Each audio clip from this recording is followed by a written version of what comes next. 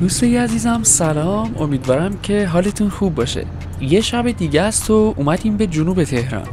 البته توی این ویدیو قراره به شمال تهران هم یه سری بزنیم و توی چند تا از پاساژها قدم بزنیم. اول از اینجا یعنی محله نازی‌آباد و خیابون بازار دوم شروع میکنم که یکی از خوش قیمت ترین بازارهای جنوب تهرانه. بعدش هم میریم به شمال تهران و میدون ونک و توی چند تا از مراکز خریدش قدم میزنیم. امیدوارم از تماشای این ویدیو لذت ببرید و اگه ویدیو رو دوست داشتید لطفاً با لایک ویدیو از من حمایت کنید و مثل همیشه منتظر نظرات شما عزیزان هستم.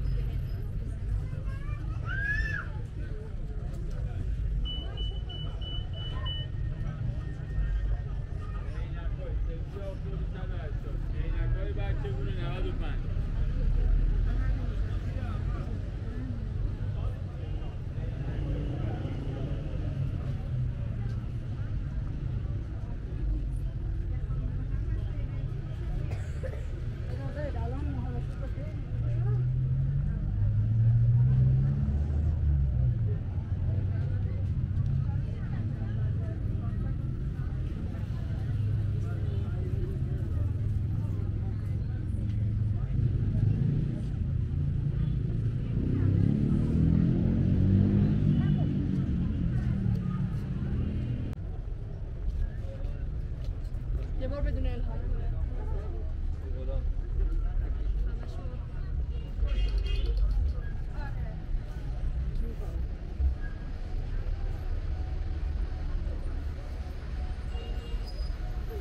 بلند نشده یعنی آره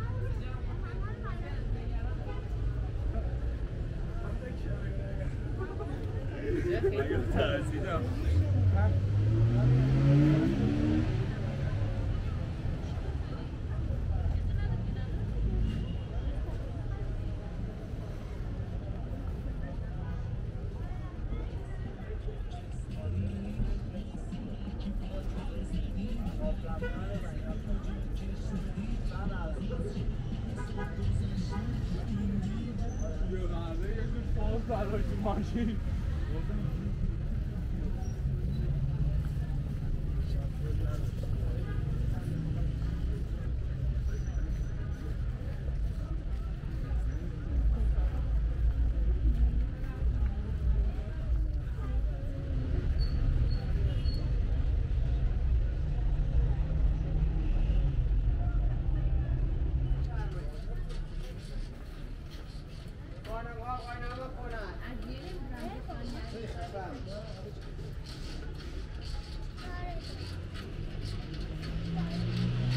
بابا خونه کی تازه کی نماز بخونه آقا کی بخونه بابا خونه بخونه